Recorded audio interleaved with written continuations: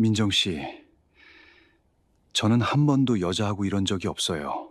이혼하고 1년 만에 평생 한 번도 여자와 자본 적 없는 사내의 떨리는 손을 가만히 바라보고 있었습니다. 그 사람의 떨림이 너무 진했어요. 제가 30년 동안 받지 못한 따뜻함을 이 사람도 평생 한 번 받아본 적이 없구나. 그 마음 하나가 제 손을 끌어당겼습니다. 이 이야기는 한 달 전부터 시작됩니다. 사연 시작 전 구독, 좋아요 한 번씩 눌러주세요. 저는 김민정, 58살입니다. 이혼한 지 1년 5층짜리 주공아파트 302호에서 혼자 삽니다. 새벽 4시면 눈이 떠져요. 천장을 보다가 벽을 보다가 시계를 보다가 결국 이불을 걷어차고 나갑니다. 잠이 오지 않으니까 할 수 있는 게 걷는 것뿐이었어요. 5월인데도 새벽은 쌀쌀하더라고요. 얇은 점퍼 하나 걸치고 골목으로 나서면 발밑에 가로등 불빛이 길게 깔려 있었습니다. 아무도 없는 골목을 걷는 게 외롭다고 느낀 적은 없었어요. 사람 없는 시간이 오히려 편했으니까요. 30년을 남편 얼굴 살피며 살았는데 혼자라는 게 그렇게 나쁘지만은 않았습니다. 문제는 무릎이었어요. 퇴행성이라고 했습니다. 3년째 약을 먹고 있는데 새벽에 찬 공기를 맞으면 관절이 뻣뻣하게 굳어버리거든요. 그날도 골목 끝 내리막에서 왼쪽 무릎이 뚝 하고 꺾이는 느낌이 들었습니다. 순간 몸이 앞으로 쏠리면서 바닥에 손을 짚었어요. 손바닥이 거친 시멘트에 쓸려서 따가웠고 무릎에서는 욱신거리는 통증이 올라왔습니다. 그때 셔터 올라가는 소리가 들렸어요. 드르륵, 금속이 말리는 그 소리. 골목 끝 철물술이라고 페인트가 벗겨진 간판 아래에서 한 남자가 셔터를 올리고 있었습니다. 키가 크고 어깨가 넓었는데 등만 보여서 얼굴은 보이지 않았어요. 그 사람이 제 쪽을 돌아봤습니다. 검게 그을린 얼굴에 눈이 작고 손이 유난히 컸어요. 작업용 장갑을 끼다 말고 저를 봤는데 잠깐 멈칫하더니 성큼성큼 걸어왔습니다. 괜찮으세요? 목소리가 낮고 짧았어요. 그 사람이 저를 부축해 세워줬는데 팔을 잡는 손에 힘 조절이 서툴렀습니다. 너무 세지도 너무 약하지도 않으려고 애쓰는 게 느껴질 정도로요. 일어서고 나니까 그 사람이 반 발짝 뒤로 물러서더군요. 마치 가까이 있으면 안 되는 것처럼. 무릎이 안 좋으신가 봐요. 제가 고개를 끄덕였더니 그 사람이 가게 안으로 들어갔습니다. 잠깐 뒤에 파스 2장을 봉투에 넣어서 가지고 나왔는데 제 손에 직접 건네는 게 아니라 가게 앞 낡은 나무 탁자 위에 올려놓았어요. 붙이고 다니세요. 새벽엔 무릎 차가워지니까. 그러고는 다시 가게 안으로 들어가 버렸습니다. 제가 고맙다는 말을 할 틈도 없었어요. 탁자 위에 놓인 봉투를 집어들었는데 그 사람의 손과 제 손 사이에 탁자 하나가 있었습니다. 그게 뭐라고 해야 할까요? 일부러 거리를 둔 것 같았어요. 여자의 손에 손이 닿는 게 꺼려지는 사람처럼. 그때는 그냥 무뚝뚝한 사람이라고 생각했습니다. 집에 돌아와서 파스를 무릎에 붙이는데 봉투 안에 작은 종이 한 장이 들어 있었어요. 볼펜으로 삐뚤빠뚤하게 적혀 있더군요. 무릎 안 좋으시면 새벽엔 천천히 걸으세요. 글씨가 떨려 있었습니다. 글씨를 쓰는 동안 손이 떨렸던 사람. 파스를 건네면서 한 번도 눈을 마주치지 못했던 사람. 나중에 알았어요. 그 사람 이름이 박상현 49, 그 골목에서 철물점을 하는 평생 미혼의 남자라는 걸. 그리고 그날 이후 새벽 산책의 의미가 조금 달라지기 시작했습니다. 다음 날에도 새벽 5시 반에 눈이 떠졌어요. 잠이 안 와서가 아니라 그 시간에 셔터 올라가는 소리가 들릴까 궁금해서요. 점퍼를 걸치고 골목으로 나섰을 때 벌써 셔터가 올라가 있었습니다. 상현이 가게 안에서 연장을 정리하고 있었어요. 제가 가게 앞을 지나가니까 고개를 살짝 들었다가 다시 숙였습니다. 그게 전부였어요. 그 뒤로 며칠이 그랬습니다. 새벽 5시 반이면 셔터가 올라가 있고 저는 그 앞을 지나 골목을 한 바퀴 돌았어요. 상현은 매번 고개만 까딱하고 아무 말이 없었습니다. 저도 목례만 하고 지나갔어요. 그게 우리 사이의 전부였습니다. 닷새째 되는 새벽이었어요. 그날따라 바람이 유난히 찼습니다. 골목을 걷는데 무릎이 뻣뻣해서 가게 앞에서 잠깐 멈춰 섰어요. 무릎을 주무르고 있는데 가게 안에서 발소리가 났습니다. 상현이 셔터 앞까지 나와 있었어요. 손에 종이컵을 들고 있었는데 저를 보다가 한참 망설이더니 입을 열었습니다. 저기 추운데 안에서 차 한 잔 드시겠어요? 그 한마디를 꺼내는데 이 사람이 며칠을 고민했을지 모르겠어요. 목젖이 꿀꺽 움직이는 게 보였고 귀끝이 빨갛게 물들어 있었습니다. 가게 안을 가리키는 손이 미세하게 떨리고 있었어요. 네, 감사합니다. 제가 그렇게 대답하자 상현이 반발짝 뒤로 물러서며 안쪽을 비켜줬습니다. 들어가 보니 작업대 옆 작은 탁자 위에 보리차 주전자가 놓여 있었어요. 종이컵에 따라준 보리차가 따뜻했습니다. 너무 뜨겁지도 미지근하지도 않게 딱 마시기 좋은 온도. 상현은 탁자 반대편에 서서 자기 컵만 만지작거리고 있었어요. 눈을 마주치지 못하더라고요. 한 번도 여자를 가게 안에 들인 적 없는 사람 같았습니다. 보리차 맛있네요. 제가 말했더니 상현이 고개를 살짝 끄덕이며 작게 말했어요. 또 돼요. 그 한마디가 전부였어요. 괜찮다는 건지 또 와도 된다는 건지 그 짧은 세 글자 안에 뭐가 들어있는 건지 알 수 없었지만 집으로 돌아오는 골목이 조금 덜 어두웠습니다. 30년 동안 아침 차려놓고 기다려도 고맙다는 말 한마디 듣지 못했는데 이 사람은 보리차 한 잔을 건네는 것으로 전부를 말하고 있었어요. 그 뒤로 매일이었어요. 새벽 5시 반이면 셔터가 올라가고 제가 가게 앞을 지나면 상현이 종이컵을 내밀었습니다.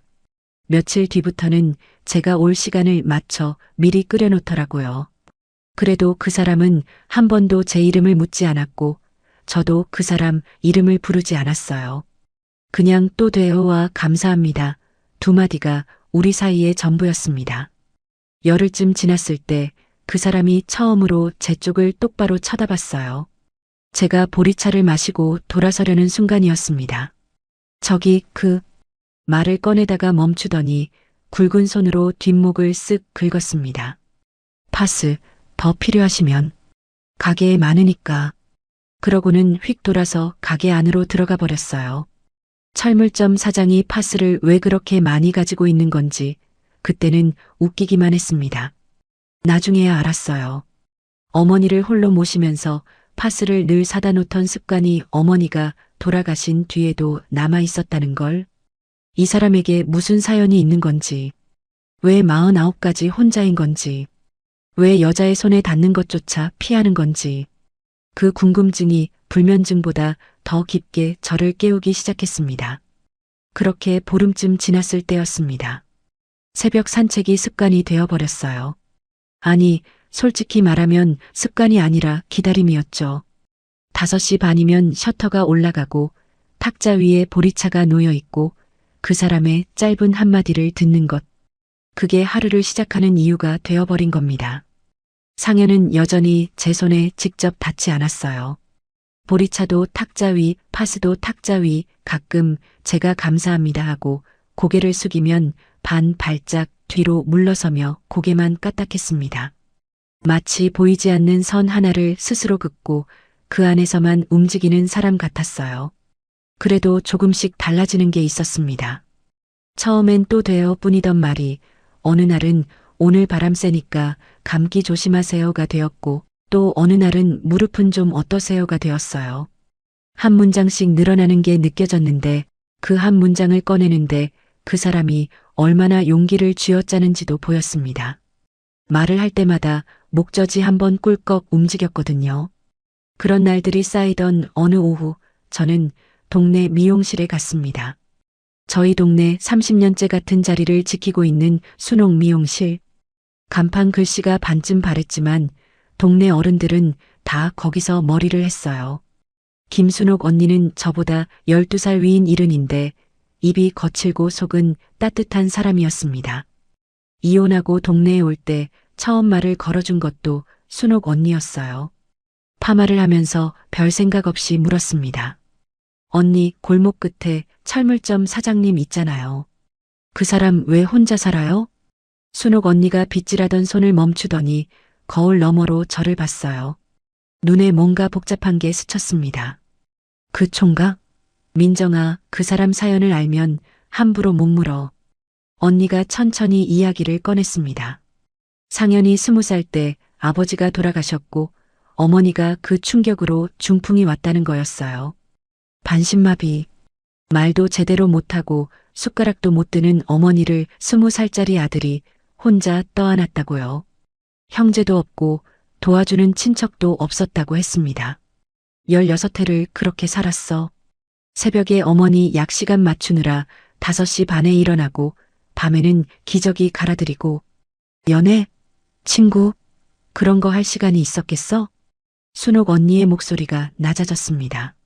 작년 봄에 어머니가 돌아가셨는데 그 뒤로 그 총각이 가게 밖으로 한 발자국도 안 나가. 그 말에 가슴이 묵직해졌어요. 셔터 안에서만 사는 사람. 16해 동안 어머니 곁을 지키다가 어머니가 떠난 뒤에도 그 자리를 벗어나지 못하는 사람. 5시 반에 셔터를 올리는 게 어머니 약시간의 흔적이라는 걸 그제야 알았습니다. 그 사람이 왜 여자의 손에 닿는 걸 피하는지, 왜 반발짝 뒤로 물러서는지 아직 전부는 몰랐지만 한 가지는 분명해졌어요. 이 사람은 무뚝뚝한 게 아니라 서툰 거였습니다. 사람과 가까이 하는 법 자체를 배울 기회가 없었던 거예요. 미용실에서 나오는 길에 마음이 이상하게 무거웠습니다. 동정은 아니었어요. 그보다는 30년 동안 제가 남편한테 쓴 시간이 떠올랐습니다. 저는 30년을 한 사람에게 바쳤는데 돌아온 건 외도 통보와 이혼 서류였고 이 사람은 16년을 어머니에게 바쳤는데 돌아온 건 텅 빈 가게와 혼자 먹는 밥이었구나. 우리 둘 다 누군가에게 다 주고 나서 빈손으로 남은 사람이었습니다. 그날 밤 딸 수민에게서 전화가 왔어요. 엄마, 새벽마다 어디 가는 거야? 뜬금없는 질문에 놀라서 산책이야. 무릎 때문에 하고 대답했더니 수민의 목소리가 날카로워졌습니다. 아빠가 전화했어. 엄마가 매일 새벽에 철물점 앞에서 보인다던데. 엄마, 이혼한 지 1년도 안 됐잖아. 가슴이 철렁 내려앉았어요. 동네 사람들 눈에 어떻게 보였을까? 새벽마다 남자 가게 앞에 서서 보리차를 마시는 50대 이혼녀. 그게 어떤 소문이 될지 뻔했습니다. 수민아, 엄마가 무슨 짓을 하겠니? 그냥 산책길에 잠깐 쉬는 거야. 그 잠깐이 매일이래잖아요. 수민의 목소리에는 걱정과 화가 뒤섞여 있었습니다. 이 아이는 엄마가 이혼하며 무너지는 걸 다 본 아이예요. 그러니까 엄마가 다시 남자 근처에 가는 것 자체가 두려운 거겠죠. 전화를 끊고 나서 한참을 식탁 앞에 앉아 있었습니다. 보리차 한 잔 마신 것뿐인데 그게 왜 이렇게 마음에 걸리는 건지. 이혼한 지 1년도 안 된 주제에 9살이나 어린 사람 가게 앞에서 그 생각이 머릿속을 맴돌았어요. 내가 뭘 하고 있는 건지 모르겠더라고요. 상현이 저한테 뭐라고 한 것도 아니고 손 한 번 잡은 것도 아닌데 보리차 한 잔이 전부인 사이인데 왜 딸의 전화 한 통에 이렇게 흔들리는 건지. 그날 밤은 유독 잠이 오지 않았습니다. 다음 날 새벽 이불 속에서 한참을 뒤척였어요. 5시가 됐는데도 일어나지 못했습니다. 나가면 또 수민이 알게 될까? 동네 사람들이 수군거릴까? 그런 생각이 발목을 잡았어요. 결국 점퍼를 걸치지 못하고 창문 옆에 섰습니다. 커튼 사이로 골목이 내려다 보였습니다. 새벽 5시 반. 셔터 올라가는 소리가 희미하게 들렸어요. 상현이 가게 앞에 서서 탁자를 닦고 있었습니다. 그리고 종이컵에 보리차를 따라 탁자 위에 올려놓더니 골목 끝을 바라봤어요. 제가 올 방향을. 5분이 지나고 10분이 지났습니다. 상현은 계속 서 있었어요. 한 손에 행주를 들고 가끔 가게 안을 돌아보다가 다시 골목 끝을 바라봤습니다. 보리차에서 김이 사라질 때쯤 그 사람이 천천히 종이컵을 집어들더니 안으로 가져가 버렸어요. 제가 안 왔으니까요. 불은 켜져 있었어요. 상현이 가게 안으로 들어가더니 한참 동안 아무 소리도 나지 않았습니다. 그냥 불만 켜져 있는 가게 안에서 혼자 앉아 있는 것 같았어요. 그 모습을 생각하니 목 안쪽이 뜨거워졌습니다. 보리차 한 잔 받아 마시는 사람이 안 온 것뿐인데 아무것도 못하고 앉아 있는 건가? 아니면 내 착각인 건가? 그때는 확신이 없었습니다. 그냥 동네 이웃에게 보리차를 주는 친절한 사람일 수도 있었으니까요. 하지만 커튼을 잡은 제 손가락 끝이 희게 질려 있었어요. 나가고 싶은데 나가지 못하는 사람의 손이었습니다. 다음 날도 그 다음 날도 저는 나가지 못했습니다. 사흘째 되는 날 저녁 현관벨이 울렸어요. 문을 열었더니 아무도 없었습니다. 발밑에 비닐봉투 하나가 놓여 있었어요. 안에는 파스 4장. 메모는 없었습니다. 나중에 순옥 언니한테 들었어요. 상현이 미용실에 와서 그 손님 어디 사시는지 아세요? 하고 물었다고요. 언니가 왜 그러냐고 했더니 한참 우물쭈물하다가 파스를 좀 갖다 드리려고요 하더래요. 가게 밖으로 한 발자국도 안 나간다던 사람이 순옥 언니한테 물어봐서 주소를 알아내고 3층까지 올라온 겁니다. 배를 누르고 도망가듯 내려간 거예요. 그 모습을 떠올리니까 웃음이 나오더라고요. 파스를 받고 이틀 뒤 결국 새벽에 나갔습니다. 수민의 전화가 머릿속에 남아 있었지만 그보다 더 선명한 게 있었어요. 사흘 동안 창문 너머로 본 그 사람의 뒷모습. 보리차를 끓여놓고 골목 끝을 바라보다가 혼자 치우던 그 손. 그걸 모른 척할 수가 없었습니다. 새벽 5시 20분에 점퍼를 걸치고 나섰어요. 골목으로 접어드니까 벌써 셔터가 올라가 있었습니다. 가게 안에 불이 켜져 있었고 탁자 위에는 종이컵이 놓여 있었어요. 김이 모락모락 피어오르고 있었습니다. 제가 올 시간을 알고 다시 끓여놓은 거였죠. 보리차를 들고 한 모금 마셨을 때 가게 안에서 연장 내려놓는 소리가 났습니다. 상현이 문 쪽으로 고개를 돌렸다가 저를 보자 그 자리에 멈췄어요. 2, 3초쯤 아무 말 없이 서 있더니 고개를 한번 까딱하고는 다시 작업대로 돌아갔습니다. 그게 전부였어요. 그런데 그 사람이 돌아설 때 귀끝이 빨개져 있는 게 보였습니다. 사흘 만에 제가 온 게 그 사람한테 어떤 의미인지 저는 알 것 같으면서도 모른 척했어요. 확인하는 게 무서웠으니까요. 확인하면 그 다음이 생기고 그 다음이 생기면 또 상처받을 수 있으니까. 그렇게 다시 매일 새벽이 이어졌습니다. 그로부터 닷새 뒤 상현의 가게 셔터가 아침이 돼도 올라가지 않았어요.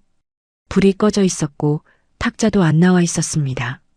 처음에는 몸이 안 좋은가 했어요. 하루 종일 신경이 쓰였지만 찾아갈 명분이 없었습니다. 다음 날 순옥 언니 미용실에 들렀을 때 언니가 먼저 말을 꺼냈어요. 민정아, 어제 상현이 어머니 기일이었어. 아, 그래서였구나. 가게를 닫고 하루를 보낸 거였습니다. 16회를 모신 어머니의 기일을 혼자 지내는 사람. 제사를 지냈을지 아니면 그냥 가게 안에서 하루를 버텼을지 어느 쪽이든 혼자였을 거라는 생각에 가슴 한쪽이 묵직해졌어요. 집에 돌아와서 냉장고를 열었습니다. 미역이 있었어요. 기일 다음 날이면 미역국이라도 한 그릇 있어야 하지 않나 그 생각이 먼저 들었습니다. 누가 시킨 것도 아닌데 손이 움직이더라고요. 미역을 불리고 참기름에 볶고 간장을 넣어 끓이면서 내내 생각했어요. 이걸 가져다 주는 게 맞는 건가? 오지랖인 건 아닌가? 수민이가 알면 뭐라고 할까? 그래도 끓여버린 국은 버릴 수가 없었습니다. 냄비째 들고 골목을 걸었어요. 저녁 7시쯤이었는데 가게 셔터가 반쯤 올라가 있었습니다. 안에서 희미한 불빛이 새어나왔어요. 문 앞에 놓고 가려고 했습니다. 살짝 기침 소리를 내고 돌아서려던 참이었어요. 그런데 셔터 아래로 상현의 작업화가 보이더니 셔터가 위로 올라갔습니다. 상현이 서 있었어요. 평소에 입던 작업복 위에 검은 셔츠를 걸치고 있었는데 눈이 부어 있었습니다. 울었던 건지 잠을 못 잔 건지. 저기 이거. 냄비를 내밀었더니 상현이 아래를 내려다봤어요. 뚜껑 사이로 미역국 냄새가 올라왔을 겁니다. 어머니 기일이셨다고 해서 남은 거 있어서 가져왔어요. 남은 거라고 했지만 새로 끓인 거였습니다. 그걸 이 사람이 알았는지 모르겠어요. 상현이 한참 냄비를 내려다보다가 고개를 들었습니다. 뭔가 말하려는 것 같았는데 입술만 한번 달싹이고 아무 소리도 나오지 않았어요. 대신 한 발 뒤로 물러서더니 가게 안쪽을 손짓했습니다. 들어오라는 뜻이었어요. 가게 안에 들어갔습니다. 연장이 벽면 가득 걸려 있었고 구석에 작은 탁자 하나와 의자 2개가 놓여 있었어요. 탁자 위에는 빈 소주잔 하나와 사진 한 장이 있었습니다. 어머니 사진인 것 같았어요. 작고 마른 할머니가 웃고 계신 사진. 상현이 냄비를 탁자 위에 놓더니 뚝배기 2개를 꺼냈습니다. 저는 괜찮아요. 드세요라고 했는데 상현이 고개를 저으며 뚝배기에 국을 담아 제 앞에도 놓았어요. 아무 말 없이 마주 앉아 미역국을 먹었습니다. 가게 안이 조용했어요. 숟가락 부딪히는 소리, 국물 넘기는 소리만 들렸습니다. 상현이 국을 한술 뜨다가 멈추더니 숟가락을 내려놓았어요. 그리고 다시 들었다가 또 내려놓았습니다. 3번째 내려놓을 때 그 사람의 코끝이 빨갛게 물드는 게 보였어요. 제가 아무 말도 하지 않았습니다. 그냥 제 국을 떠먹으면서 이 사람이 울어도 괜찮은 시간을 만들어주고 싶었어요. 한참 뒤에 상현이 국물을 다 비웠습니다. 그릇을 내려놓으면서 낮은 목소리로 말했어요. 감사해요. 그 말이 목젖을 넘어오는데 오래 걸렸다는 게 느껴졌어요. 이 사람이 누군가에게 고맙다고 말해본 게 얼마나 오래됐을까. 아니에요. 미역국인데 뭐려. 제가 웃으며 빈 그릇을 모으려고 손을 뻗었을 때였습니다. 상현도 같은 그릇에 손을 뻗었어요. 제 손등 위로 그 사람의 굵은 손가락이 스쳤습니다. 1초도 안 되는 짧은 접촉이었어요. 그런데 2 사람 다 얼어붙었습니다. 상현이 번개처럼 손을 뒤로 뺐어요. 의자째 반 발짝 뒤로 밀리면서 죄송합니다라고 했습니다. 목소리가 갈라져 있었어요. 마치 큰 잘못을 저지른 사람처럼 손을 자기 무릎 위에 꼭 쥐고 고개를 숙였습니다. 저도 심장이 한 박자 멈춘 것 같았어요. 손등에 남은 온기가 선명했습니다. 거칠고 굳은 살이 잡힌 손이었는데 닿은 순간은 뜨거웠어요. 그 사람이 왜 저렇게 놀라는지, 왜 닿는 것 자체를 죄처럼 여기는지, 그 이유를 아직 다 모르면서도 가슴이 아렸습니다. 괜찮아요, 사장님. 그릇 치우려다 그런 거잖아요. 제가 일부러 태연한 척 말했더니 상현이 고개를 들었습니다. 눈이 젖어 있었어요. 울어서인지 방금 일 때문인지 알 수 없었지만 그 눈빛이 제게 묻고 있었습니다. 괜찮은 거냐고. 제가 무섭지 않냐고. 무섭기는 30년을 산 남편의 손보다 방금 스친 이 사람의 손등이 더 따뜻했는데 그 말은 입 밖에 내지 못했습니다.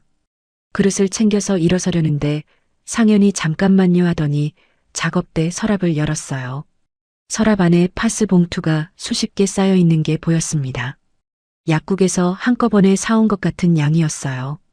그 위에 무릎 보호대, 찜질팩, 관절 테이프까지 전부 무릎 관련 물건들이었습니다. 이 사람이 이걸 언제부터 모은 거지? 상현이 서랍에서 뭔가를 꺼내다가 멈칫하더니 다시 닫았어요. 대신 탁자 위에 놓인 빈 냄비를 들어 제게 내밀었습니다. 냄비요. 가져가세요. 냄비를 받아들고 가게를 나서는데 뒤에서 상현의 목소리가 들렸습니다. 또 돼요. 또 그 말이었어요. 처음 들었던 그 3글자. 그런데 이번에는 목소리가 조금 달랐습니다. 떨림이 하나 더 실려 있었어요.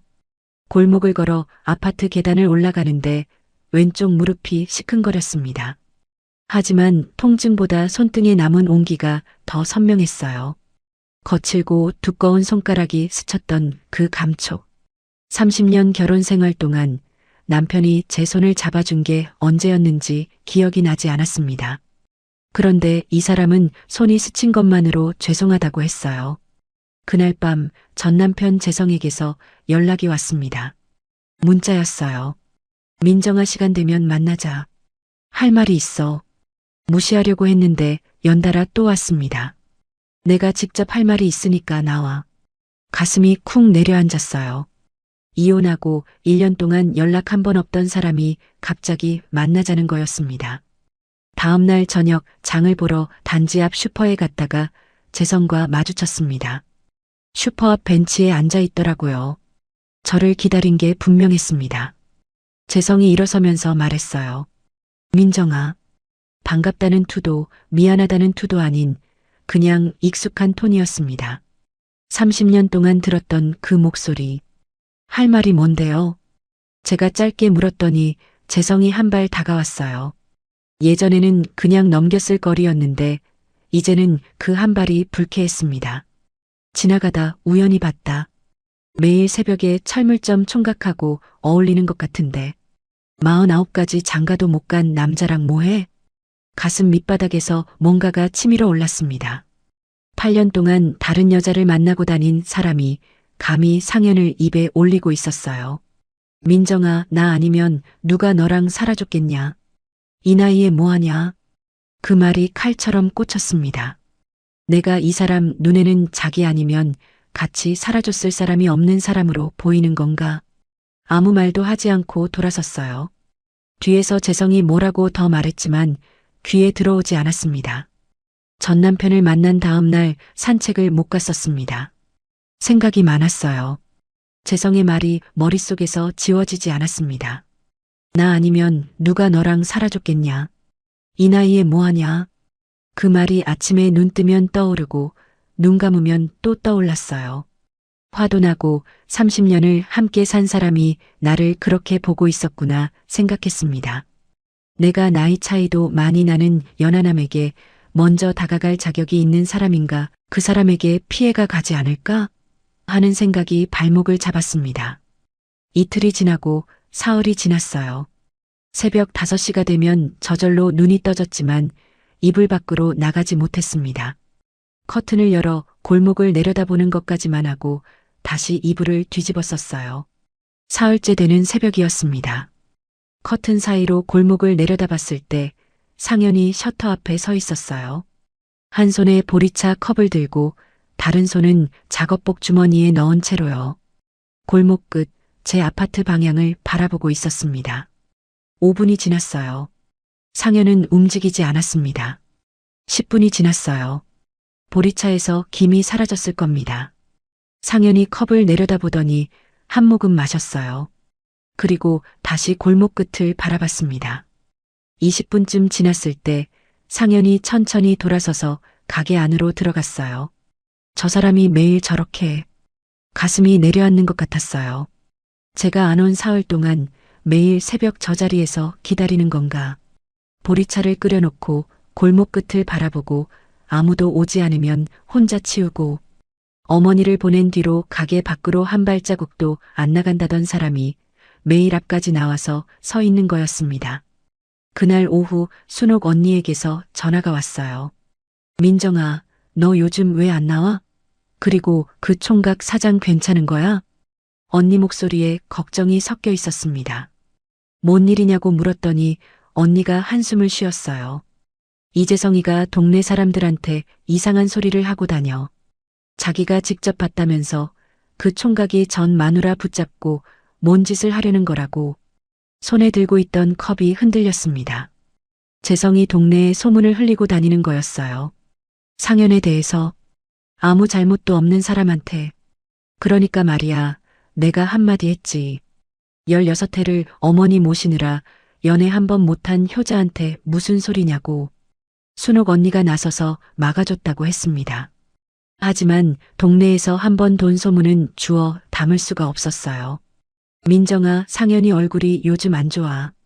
사흘째 배달 온 택배도 안 가져가고 가게 앞도 안 쓸어. 그 총각이 원래 매일 빗자루 들고 있는 사람이거든. 매일 빗자루 들고 있는 사람. 그 말에 뭔가가 걸렸는데 왜 걸리는지는 정확히 모르겠었어요.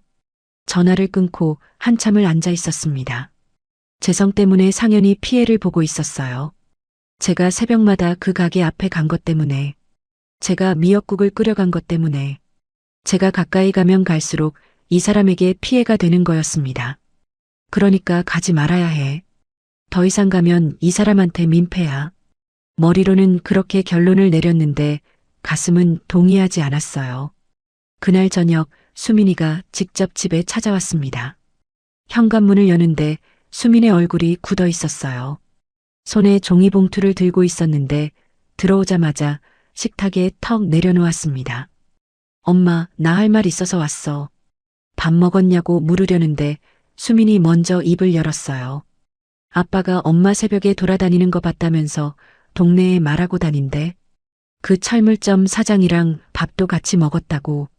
재성이 직접 본 걸 부풀려서 동네에 흘리고 그게 수민한테까지 들어간 거였습니다. 밥같이 먹었다는 말에 가슴이 답답해졌어요. 미역국 한 그릇 건넨 게 그렇게 전해진 거였습니다. 수민아, 그게 아니라 어머니 기일이셔서 미역국 한 냄비 갖다 드린 거야. 동네 사람인데 그 정도는 할 수 있잖아. 엄마. 수민의 목소리가 단단해졌어요. 엄마, 나 엄마가 걱정돼서 그래. 이상한 사람한테 이용당하면 어떡해요. 49에 혼자 사는 남자가 갑자기 왜 엄마한테 잘해주겠어요. 그 말에 입이 닫혔습니다. 수민이 눈에는 걱정이 가득했어요. 이 아이는 어릴 때부터 제가 혼자 삼키는 걸 옆에서 다 봤습니다. 엄마가 거실에서 혼자 울던 새벽을, 엄마가 화장으로 눈밑을 감추던 아침을 다 기억하는 아이예요. 이 아이한테 괜찮아, 그냥 이웃이야라는 말이 통할 리가 없었어요. 수민아, 엄마가 그 사람한테 마음이 있는 게 아니야. 거짓말이었습니다. 아닌 것 같으면서 아닌 게 아닌 마음. 그걸 뭐라고 불러야 할지 모르겠는데 딸 앞에서는 아니라고 할 수밖에 없었어요. 수민이 한참 저를 보다가 말했습니다. 엄마가 아니라고 하면 믿을게요. 근데 엄마, 나 진짜 걱정돼. 엄마가 또 상처받으면 나는 어떡해요. 그 말이 무거웠습니다. 32살 먹은 딸이 엄마 걱정에 눈이 빨개져 있었어요. 수민이 돌아가고 나서 식탁에 한참 앉아 있었습니다. 수민이 놓고 간 종이봉투를 열어보니 무릎 찜질기가 들어 있었어요. 비싸 보이는 거였습니다. 이 아이가 제 무릎을 걱정해서 사온 거였어요. 그런데 그 마음이 고마우면서도 동시에 숨이 막혔습니다. 딸이 사준 찜질기, 상연이 서랍에 모아둔 파스와 보호대, 같은 무릎을 걱정하는 마음인데 왜 하나는 허락되고 하나는 안 되는 걸까? 밤이 깊어졌어요. 11시가 넘어서 거실불을 끄고 침대에 누웠는데 잠이 올 리가 없었습니다. 새벽 3시에 결국 일어나서 창문 옆에 섰어요. 골목은 어두웠고 상현의 가게도 불이 꺼져 있었습니다. 그 안에서 혼자 자고 있을 사람, 택배도 안 가져가고 빗자루도 안 든다는 그 사람. 내가 안 가면 저 사람은 또 혼자야. 어머니 보낸 뒤로 1년 넘게 혼자였던 사람이 한 달 동안 보리차 끓이는 이유가 생겼다가 그것마저 사라진 거야. 그런데 내가 가면 이 사람에게 소문이 더 붙고 수민이가 걱정하고 어떻게 해야 되는 건지 모르겠었습니다. 다음 날 아침 장을 보러 나가는 길에 순옥 언니가 미용실 앞에서 저를 불렀어요. 언니가 제 팔을 잡더니 미용실 안으로 끌고 들어갔습니다. 민정아, 앉아봐. 순옥 언니가 제 어깨에 손을 얹었습니다. 그 철물점 총각이 밥도 제대로 안 먹어는 것 같아. 숨이 멈추는 것 같았어요. 내가 오지랖인 거 알아. 근데 민정아, 어머니 돌아가시고 1년 동안 겨우 사람 구경한 게 너였는데 그마저 없어지면 저 사람 어떻게 되겠어. 순옥 언니의 눈이 젖어 있었어요. 이 언니가 이 동네에서 30년을 살면서 그 총각을 지켜봐온 거였습니다. 저 인간 너무 안쓰럽다 나는. 미용실을 나왔을 때 다리가 후들거렸습니다. 장을 보러 간다던 슈퍼 앞을 지나쳐서 발이 골목 쪽으로 향했어요. 가면 안 되는데. 가면 딸한테 또 눈치 보이고 재성이 또 흘리고 다니고. 그런데 발이 멈추지 않았습니다. 골목 끝이 보였어요. 셔터가 올라가 있었지만 안이 어두웠습니다. 탁자는 나와 있었고 그 위에 종이컵 하나가 놓여 있었어요.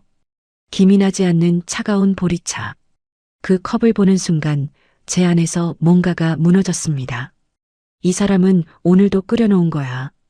내가 안 올 걸 알면서도. 셔터 안쪽으로 한 발을 들였어요. 어두운 가게 안 작업대에 상현이 엎드려 있었습니다. 잠이 든 건지 기운이 없는 건지 작업대 위에 빈 보리차 주전자와 종이컵이 흩어져 있었어요. 사장님, 제가 부르자 상현이 천천히 고개를 들었습니다. 눈 밑에 그늘이 짙었어요. 저를 보자 상현의 눈이 커졌어요. 입이 벌어졌다가 다시 닫혔습니다. 뭔가 말하려다 삼킨 것처럼. 안 오셔도 됐는데. 그 한마디가 상현의 입에서 나왔을 때 저는 알았습니다. 이 사람이 하고 싶은 말은 그게 아니라는 걸. 밥도 잘 안 먹었다면서요. 제가 그렇게 말했을 때 상현이 작업대에서 천천히 몸을 일으켰습니다. 얼굴이 헬쑥했어요. 광대뼈가 전보다 도드라져 보였고 입술이 갈라져 있었습니다. 며칠을 제대로 먹지도 자지도 못한 사람의 얼굴이었어요. 누가 그래요? 밥 잘 먹었는데. 상현이 그렇게 말하면서 자리에서 일어섰는데 다리가 한번 휘청했습니다. 작업대 모서리를 잡고 겨우 버텼어요. 밥 잘 먹었다는 말이 거짓이라는 게 온몸으로 드러나고 있었습니다. 저도 모르게 한 발 다가갔어요. 그러자 상현이 반사적으로 반발 뒤로 물러섰습니다. 또 그 거리, 또 그 보이지 않는 선. 이 사람은 몸이 흔들리면서도 저와의 거리부터 벌리는 거였어요. 사장님 앉으세요. 다리 풀리겠어요. 제가 의자를 가리켰더니 상현이 잠깐 머뭇거리다가 의자에 앉았습니다. 컵에 물을 담아 탁자 위에 놓았습니다. 상현이 물컵을 보다가 천천히 들어 마셨어요. 왜 밥도 제대로 안 먹은 거예요? 제가 물었습니다. 상현이 고개를 숙인 채 한참 아무 말이 없었어요. 작업복 무릎 위에 놓인 두 손이 주먹을 쥐었다 폈다를 반복하고 있었습니다. 한참 뒤에 상현이 입을 열었어요. 민정 씨 때문에 밥이 안 넘어간 겁니다. 심장이 쿵 내려앉았습니다.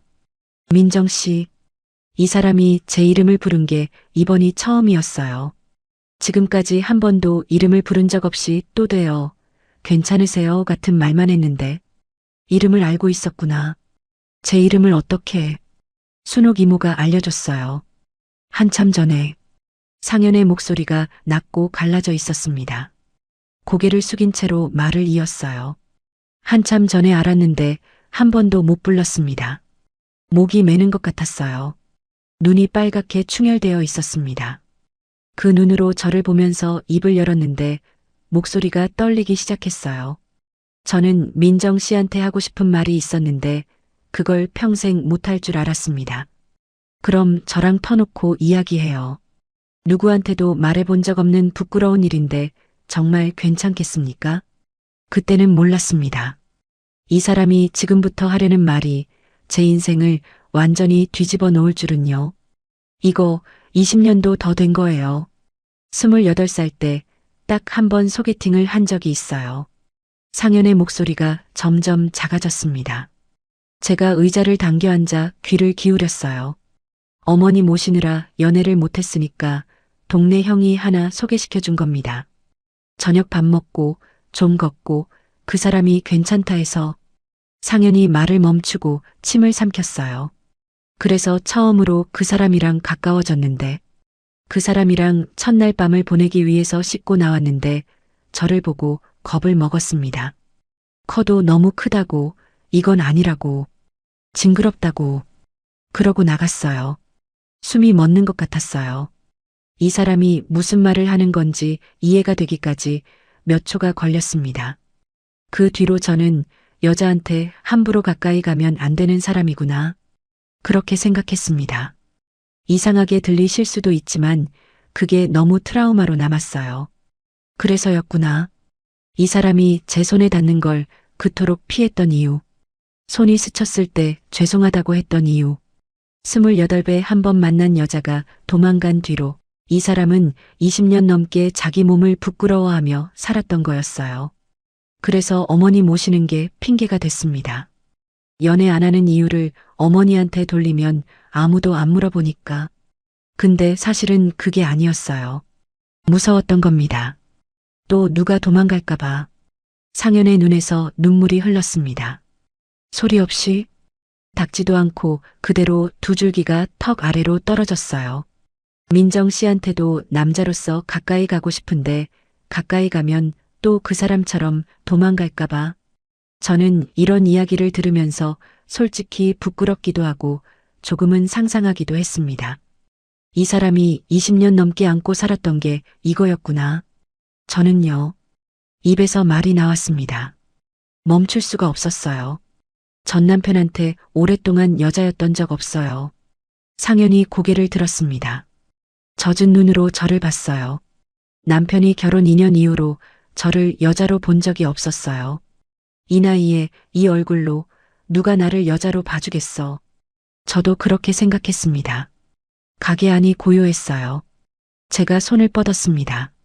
탁자 위에 놓인 상현의 두 손, 주먹을 쥐고 있는 그 크고 거친 손, 제 두 손으로 그 주먹을 감싸 쥐었어요. 상현이 몸을 움찔했습니다. 손을 빼려는 반사가 나왔어요. 하지만 저는 놓지 않았습니다. 괜찮아요.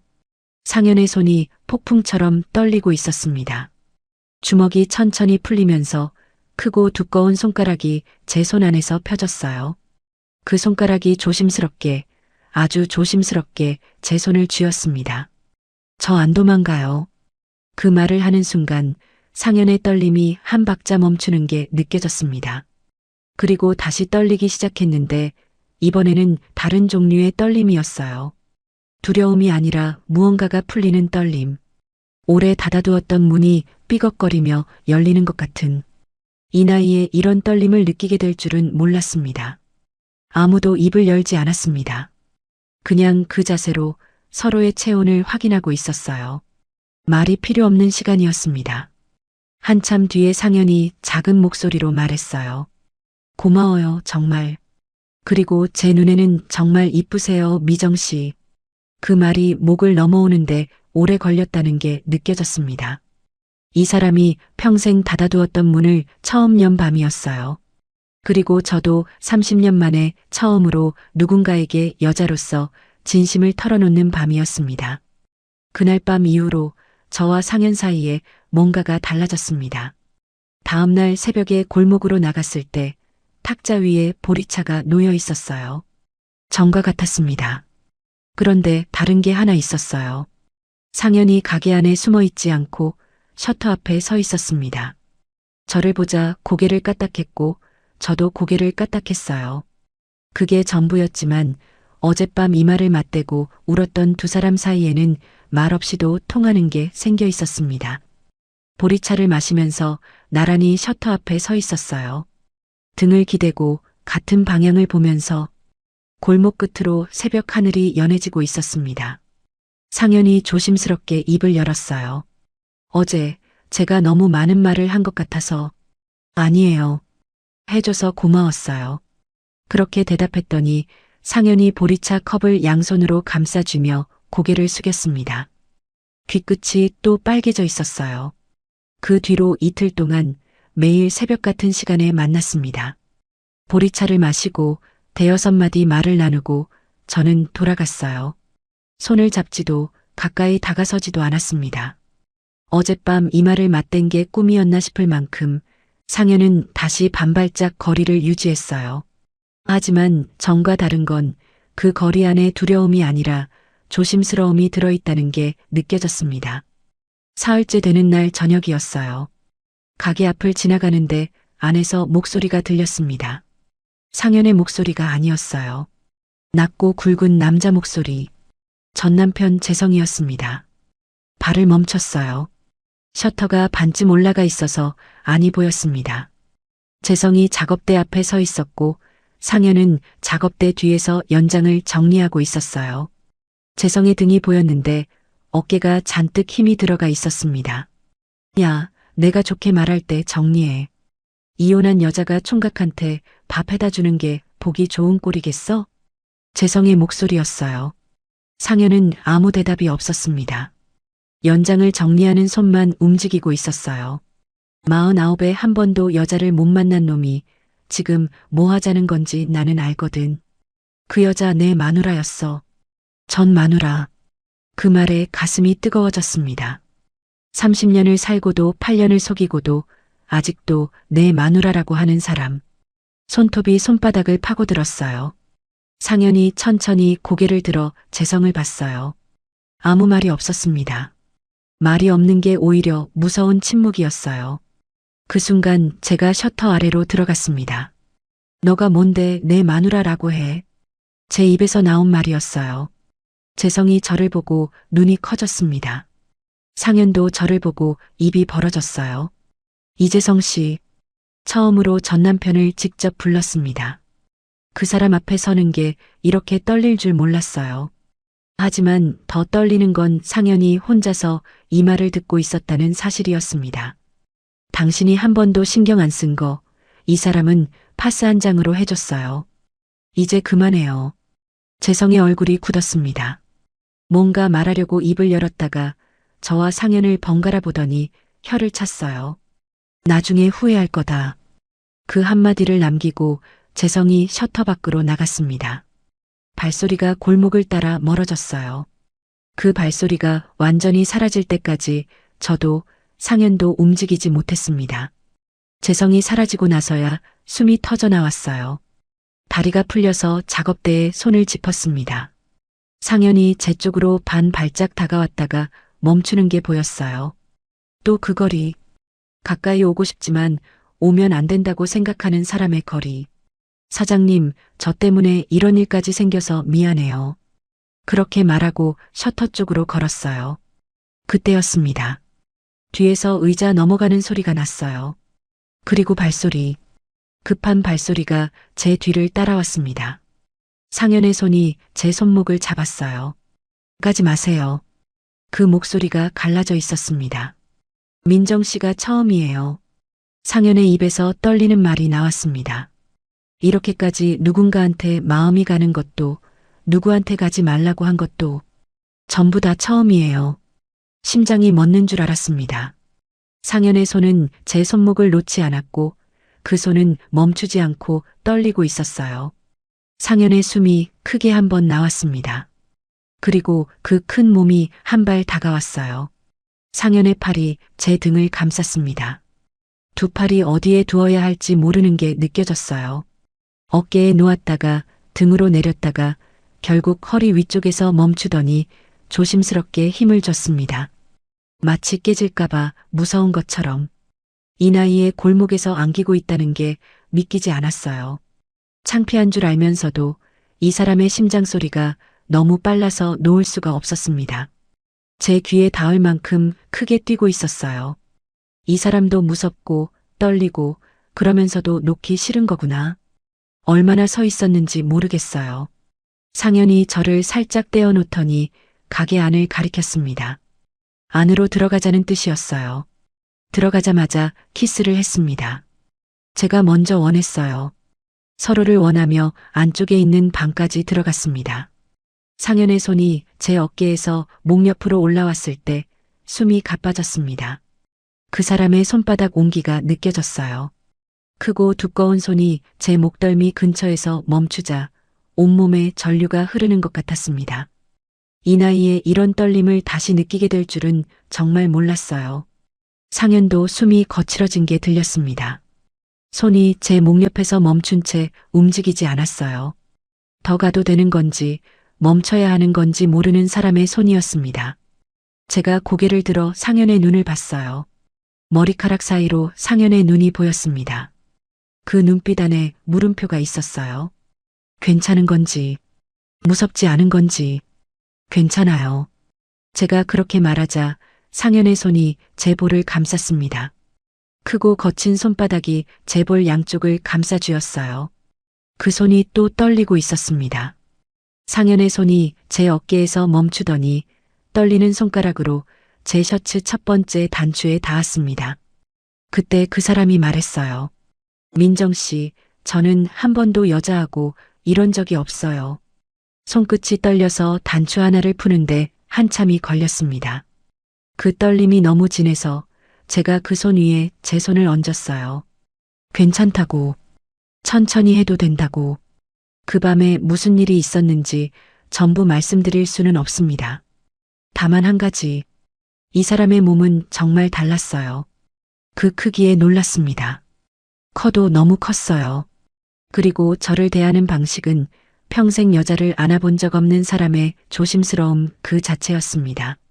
서투르고 떨리고 어디에 손을 놓아야 할지 모르면서도 절대 아프게 하지 않으려는 마음이 온몸에서 느껴졌어요. 이 사람이 이래서 평생 혼자였구나. 이 몸을 가지고. 제가 그 사람의 넓은 가슴에 얼굴을 묻었을 때 상현의 입에서 작은 목소리가 나왔어요. 고마워요. 그 한마디에 30년 동안 쌓였던 것들이 전부 녹아내리는 것 같았습니다. 다음 날 아침 가게 안쪽 살림방에서 눈을 떴어요. 상현은 바닥에 담요 한 장 깔고 웅크려 자고 있었습니다. 밤새 함께 있었으면서도 이 사람은 저를 눕히고 자기는 바닥에서 잔 거였어요. 상현의 손이 잠결에도 제 쪽으로 뻗어 있었습니다. 잠이 들어서도 놓지 않으려는 것처럼 그 손을 보는데 가슴이 뜨거워졌습니다. 그날 이후로 일주일이 지났습니다. 저와 상현 사이에는 조용한 변화가 생겼어요. 새벽마다 만나서 보리차를 마시는 건 같았지만 이제 상현은 제 손을 잡았습니다. 탁자 위에 놓인 종이컵을 건네면서 짧게, 손끝이 스치는 정도가 아니라 제 손가락을 한번 감싸지고 놓는 정도. 그게 이 사람이 할 수 있는 최대한이었고 저는 그것만으로도 충분했어요. 하지만 마음 한쪽이 편하지는 않았습니다. 수민이한테 아직 아무 말도 못했으니까요. 재성일도 그 뒤로 조용했지만 동네에 뿌려놓은 소문이 사라진 건 아니었습니다. 그러던 어느 토요일 오후 수민이가 우진이를 데리고 집에 왔어요. 현관문을 열자마자 우진이가 할머니 하면서 안겼습니다. 5살짜리 손주의 작은 팔이 제 허벅지를 감싸쥐었어요. 수민이가 뒤에서 장바구니를 들고 서 있었는데 얼굴이 전보다 부드러워져 있었습니다. 엄마 밥 했어? 내가 반찬 좀 해왔는데. 특별한 용건 없이 온 것 같았어요. 엄마 얼굴이나 보러 온 거겠지. 그렇게 생각하면서 우진이를 안아 올렸습니다. 무릎이 시큰거렸지만 이 아이를 안을 때만큼은 아픈 걸 참았어요. 수민이가 부엌에서 반찬을 꺼내 정리하고 저는 우진이랑 거실에서 그림책을 보고 있었습니다. 평화로운 오후였어요. 그런데 초인종이 울렸습니다. 문을 열었더니 상현이 서 있었어요. 손에 비닐봉투를 들고 있었는데 저를 보자 귀가 빨개지면서 말했습니다. 반찬 좀 만들어 왔는데 놓고 가려고. 토요일 오후에 가게를 일찍 닫고 온 거였어요. 우리 사이가 달라진 뒤로 상현이 가끔 이렇게 반찬을 만들어 왔습니다. 멸치볶음이나 콩자반 같은 간단한 거. 어머니 모시면서 배웠다고 했어요. 그런데 문제는 부엌에 수민이가 있다는 거였습니다. 사장님, 저기 오늘은. 제가 말을 꺼내려는 순간 뒤에서 수민의 목소리가 들렸어요. 엄마, 누구야? 수민이가 부엌에서 나와 현관 쪽을 봤습니다. 상현이 서 있는 걸 보고 멈춰 섰어요. 두 사람의 시선이 마주쳤습니다. 공기가 얼어붙는 것 같았어요. 상현이 봉투를 내밀며 짧게 말했습니다. 반찬인데 놓고 갈게요. 실례했습니다. 돌아서려는 순간 우진이가 거실에서 뛰어나왔어요. 아저씨. 우진이가 상현을 보더니 눈이 반짝였습니다. 전에 아파트 놀이터에서 본 적이 있었나 봐요. 상현이 가끔 가게 앞에서 빗자루질을 하다가 지나가는 아이들에게 사탕을 주곤 했거든요. 우진이가 상현의 바지를 잡고 올려다보며 말했습니다. 아저씨 손 진짜 크다. 나 들어올려줘. 상현이 당황해서 저를 봤어요. 수민의 얼굴도 봤습니다. 수민은 입술을 꽉 다물고 서 있었어요. 상현이 무릎을 꿇고 우진이 눈높이에 맞추더니 조심스럽게 말했습니다. 엄마한테 물어봐야지. 우진이가 수민을 돌아봤어요. 엄마, 이 아저씨가 나 들어올려줘도 돼? 수민이 한참 상현을 봤습니다. 상현은 무릎 꿇은 채로 고개를 살짝 숙이고 있었어요. 큰 체구가 아이 앞에서 웅크려 있는 모습이 어울리지 않으면서도 동시에 묘하게 자연스러웠습니다. 수민이 작게 고개를 끄덕였어요. 상현이 우진이의 겨드랑이에 손을 넣고 가볍게 들어 올렸습니다. 아이가 허공에 떠오르자 까르르 웃었어요. 상현의 크고 두꺼운 손이 아이의 몸통을 안전하게 받치고 있었습니다. 아이를 다루는 게 서툴렀지만 떨어뜨릴까봐 두 손에 힘을 꽉 주고 있는 게 보였어요. 높다. 아저씨 키가 하늘이다. 우진이가 웃으며 상현의 머리를 잡았습니다. 상현의 얼굴에 작은 미소가 번졌어요. 제가 한 달 넘게 이 사람을 봤는데 처음 보는 표정이었습니다. 수민이 그 모습을 지켜보고 있었어요. 표정을 읽을 수 없었습니다. 분노도 아니고 안도도 아닌 뭔가를 판단하려는 눈이었어요. 상현이 우진이를 내려놓고 일어섰습니다. 봉투를 현관 선반 위에 올려놓으며 말했어요. 가볼게요. 실례했습니다. 고개를 숙이고 돌아서는데 수민이 입을 열었습니다. 잠깐요. 상현이 멈췄어요. 수민이 현관까지 나와서 상현 앞에 섰습니다. 제 심장이 조이는 것 같았어요. 수민이 뭐라고 할지 모르겠었습니다. 이름이 어떻게 되세요? 수민의 목소리가 딱딱했지만 적어도 적대적이지는 않았어요. 박상현입니다. 엄마 무릎이 안 좋은 거 아세요? 네. 파스 드리고 있습니다. 수민이 상현을 아래 위로 봤어요. 작업복 위에 걸친 깨끗한 점퍼, 크고 거친 손, 고개를 살짝 숙인 자세. 한참을 보다가 수민이 말했습니다. 감사합니다. 잘 먹을게요. 그게 전부였어요. 상현이 고개를 한 번 더 숙이고 돌아갔습니다. 문이 닫히고 수민이 저를 봤어요. 뭔가 말하려다가 부엌으로 돌아갔습니다. 저는 현관에 서서 가슴을 쓸어내렸어요. 최악은 아니었다. 적어도 소리를 지르거나 나가라고 하지는 않았다. 수민이 반찬을 정리하면서 아무 말이 없었습니다. 우진이는 거실에서 혼자 블록을 쌓고 있었어요. 저는 부엌에 들어가서 수민 옆에 섰습니다. 수민아, 엄마, 나 지금은 뭐라고 해야 할지 모르겠어. 좀 이따 얘기하자. 그래서 기다렸습니다. 저녁을 먹고 우진이를 재운 뒤 수민이 거실 소파에 앉았어요. 저도 옆에 앉았습니다. 한참 동안 아무 말이 없다가 수민이 먼저 입을 열었습니다. 엄마, 그 사람. 우진이 들어올릴 때 손이 떨리더라. 제가 고개를 끄덕였어요. 상현의 손은 늘 떨렸습니다. 아이를 안는 것도 처음인 것 같던데. 아마 그럴 거야. 수민이 소파 쿠션을 만지작거리며 한참 생각하다가 말했어요. 순옥 이모가 전화했어. 지난주에. 놀랐습니다. 순옥 언니가 수민한테 전화를 한 거였어요. 그 사장님이 20살 때부터 어머니를 16년 모셨다고 하더라. 그리고 엄마가 새벽마다 잠 못 자서 골목을 떠돌았다고. 순옥 언니가 수민한테 직접 전해준 거였습니다. 제가 말 못한 것들을 언니가 대신 전해줬어요. 수민이 한참 천장을 보다가 저를 돌아봤어요. 엄마, 나는. 수민의 목소리가 떨렸습니다. 나는 엄마가 또 우는 꼴 보기 싫었던 거야. 아빠 때문에 새벽마다 혼자 거실에 앉아있던 거 내가 다 봤거든. 그게 또 반복되면 나는 진짜 못 견딜 것 같아서. 수민의 눈이 빨개졌어요. 32살 먹은 딸이 입술을 꾹 깨물고 있었습니다. 그래서 무조건 안 된다고 한 건데. 제가 수민의 손을 잡았어요. 아이의 손이 차가웠습니다. 수민아, 엄마가 미안해. 너가 그렇게 걱정하는 줄 알면서도 말을 못했어.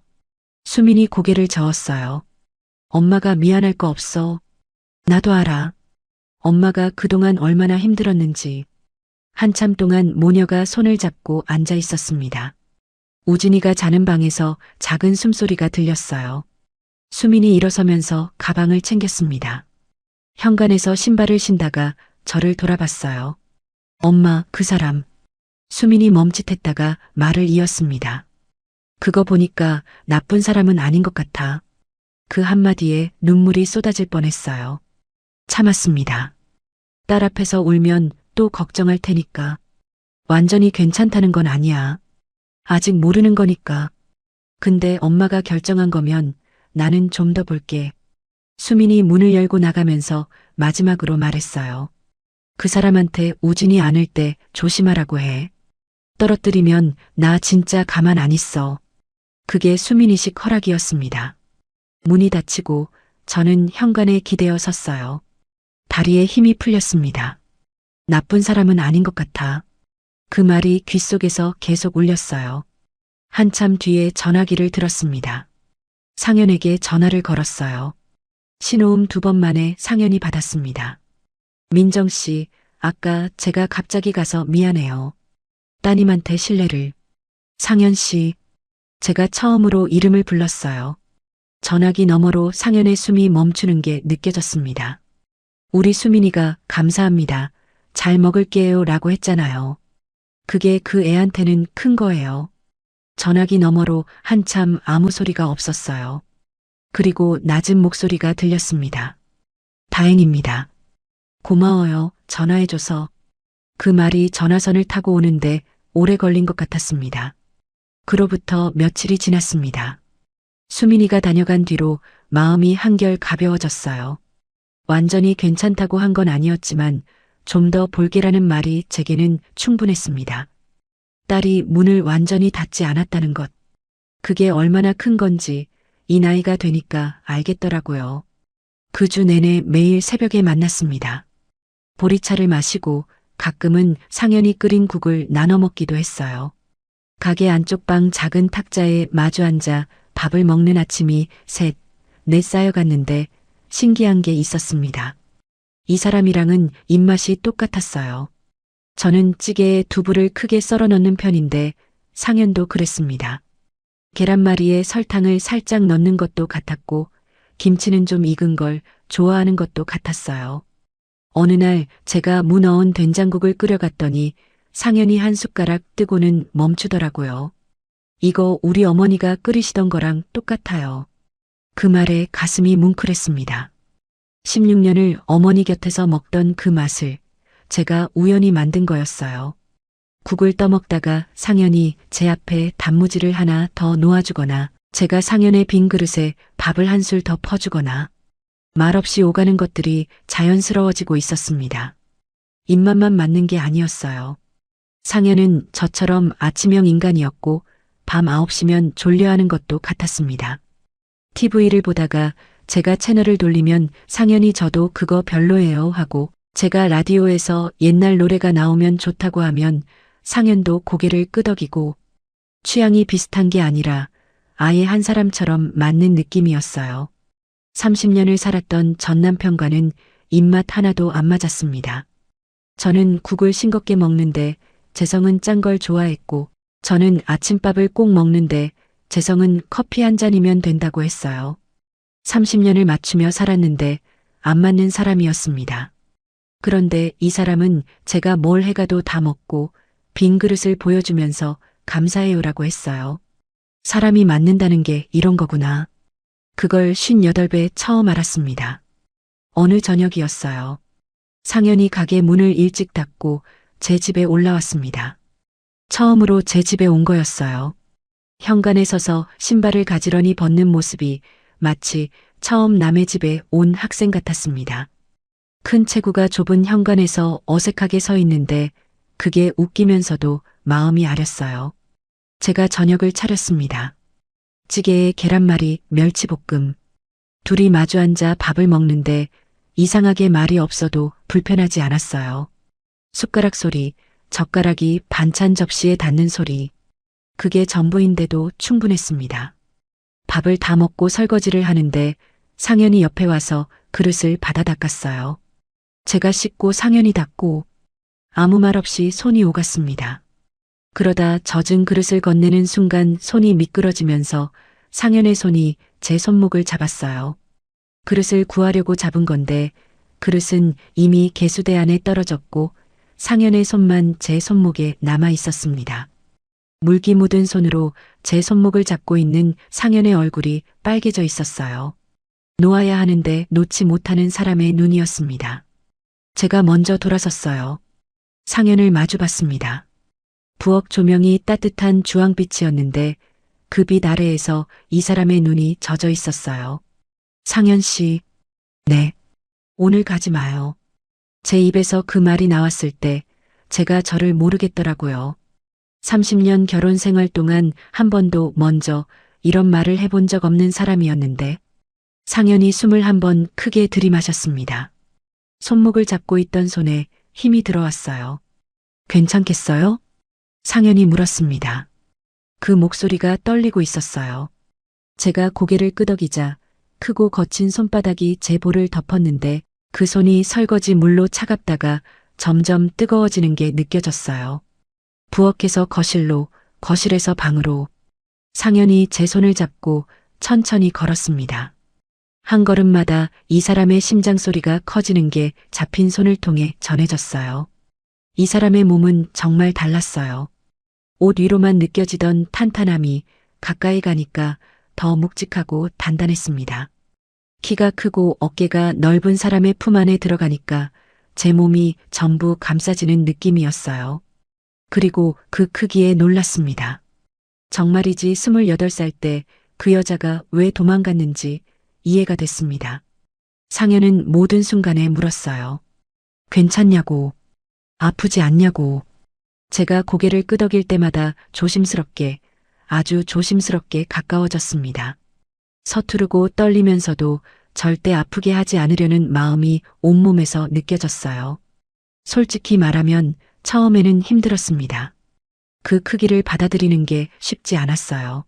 하지만 이 사람이 너무 조심스러워서 그 조심스러움이 오히려 제 몸을 풀리게 만들었습니다. 전 남편에게서 한 번도 느끼지 못한 게 있었어요. 배려.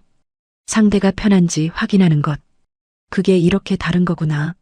시간이 지나니까 맞아졌습니다. 몸도 맞았어요. 밥만 맞는 게 아니라 이것도 맞는 사람이었습니다.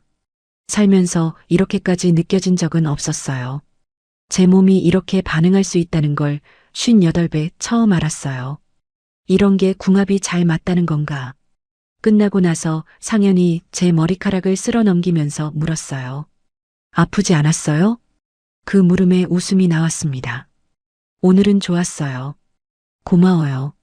상현이 작게 말했습니다. 뭐가요? 도망 안 가줘서. 그 한마디에 코끝이 시큰했어요. 이 사람이 20년 넘게 무서워했던 게 이거였는데 오늘 밤 그 두려움이 풀린 거였습니다. 다음 날 아침 제가 먼저 일어나서 부엌에 섰어요. 찌개를 끓이고 밥을 했습니다. 상현이 일어나서 부엌으로 왔는데 문틀에 기대서 한참을 저를 봤어요. 말없이 뭘 봐요? 제가 웃으며 물었더니 상현이 고개를 숙이며 말했습니다. 이런 거 처음이라서 내 여자가 아침에 밥 해주는 거. 그 말에 숟가락을 놓고 상현 앞에 섰어요. 이 사람의 허리에 팔을 감고 가슴에 얼굴을 묻었습니다. 탄탄하고 따뜻한 가슴이었어요. 어젯밤에 느꼈던 그 심장 소리가 또 빨라지는 게 귀에 닿았습니다. 앞으로 매일 해줄 수 있어요. 제가 말하자 상현의 팔이 제 등을 감쌌어요. 이번에는 떨리지 않았습니다. 어색하지도 않았어요. 어젯밤 이후로 이 사람의 손은 달라져 있었습니다. 조심스럽되 자신 있는 손, 놓지 않아도 된다는 걸 알게 된 사람의 손이었어요. 결혼 같은 건 아직 모릅니다. 동네 시선도 완전히 바뀌지 않았고 수민이와도 아직 갈 길이 남았어요. 하지만 이 사람이랑은 밥도 맞고 잠자리 시간도 맞고 몸도 맞았습니다. 30년을 같이 살아도 안 맞았던 사람이 있는가 하면 한 달 만에 전부 맞는 사람이 있더라고요. 그걸 58배 알았습니다. 혼자 사는 건 익숙했어도 혼자이고 싶었던 적은 없었습니다. 늦었다고 생각했는데 지금 옆에 앉은 사람이 혼자 더 오래 기다렸다고 하니까 늦은 게 아니라 이제야 서로의 차례였던 거라고 그렇게 생각하기로 했습니다. 오늘 제 사연을 끝까지 들어주셔서 감사합니다. 여러분도 혹시 오랫동안 참아온 마음이 있으시다면 늦었다고 생각하지 마세요.